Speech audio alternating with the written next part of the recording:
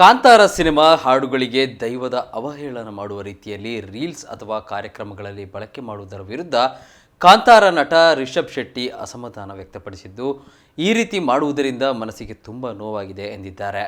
ಮಾಧ್ಯಮಗಳೊಂದಿಗೆ ಮಾತನಾಡಿದ ಅವರು, ದೈವಾರಾಧನೆ ಬಗ್ಗೆ ಕಾಂತಾರ ಮೊದಲ ಸಿನಿಮಾ ಅಲ್ಲ.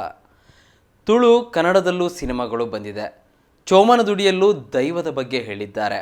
ಆದರೆ ಕಾಂತಾರ ಸಿನಿಮಾ ಮಾಡಿದ ರೀತಿ ಜನರಿಗೆ ತಲುಪಿದೆ. ನಮ್ಮ ಉದ್ದೇಶ ಇದ್ದಿದ್ದು ದೈವದ ಆರಾಧನೆಯ ಬಗ್ಗೆ, ಅದರ ಶಕ್ತಿಯ ಬಗ್ಗೆ ತಿಳಿಸುವುದು ಮಾತ್ರ ಆಗಿತ್ತು ಎಂದರು.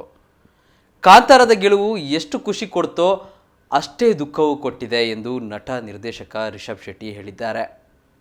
ರಿಷಬ್ ಶೆಟ್ಟಿ ನಂದಿ ಅವಾರ್ಡ್ಸ್ ಕಾರ್ಯಕ್ರಮದಲ್ಲಿ ಅತ್ಯುತ್ತಮ ನಟ ನಿರ್ದೇಶಕ ಪ್ರಶಸ್ತಿ ಪಡೆದಿದ್ದಾರೆ. ಈ ಸಮಾರಂಭದಲ್ಲಿ ಮಾತನಾಡಿದ ಅವರು, ದೈವಾರಾಧನೆ ಕುರಿತು ಸಾಕಷ್ಟು ತುಳು ಕನ್ನಡ ಸಿನಿಮಾ ಬಂದಿದೆ. ಈ ಕಾಲಘಟ್ಟದಲ್ಲಿ ದೈವಾರಾಧನೆ ಶ್ರೇಷ್ಠತೆ ಹೇಳೋಕೆ ಈ ಸಿನಿಮಾ ಮಾಡಿದ್ದೀವಿ. ಆದರೆ ಕಾಂತಾರ ನಂತರ ದೈವದ ಹಾಡಿಗೆ ತಪ್ಪಾಗಿ ರೀಲ್ಸ್ ಮಾಡ್ತಿರೋದು ಜಾಸ್ತಿ ಆಗ್ತಿದೆ. ದಯವಿಟ್ಟು ಅದೆಲ್ಲವನ್ನ ಮಾಡಬೇಡಿ ಎಂದು ಮನವಿ ಮಾಡಿಕೊಂಡಿದ್ದಾರೆ. ದೈವಾರಾಧನೆಗೆ ಅಪಮಾನ ಮಾಡಬೇಡಿ. ದೈವಾರಾಧನೆ, ಪಂಜುರ್ಲಿ, ಕೋಲ ನಮ್ಮ ನೆಲದ ಮೂಲ ಸಂಸ್ಕೃತಿ. ನಮ್ಮ ನೆಲದ ಕತೆ ಹೇಳಬೇಕು ಅಂತ ಈ ಸಿನಿಮಾ ಮಾಡಿರೋದು ಎಂದು ರಿಷಬ್ ಶೆಟ್ಟಿ ಹೇಳಿದ್ದಾರೆ.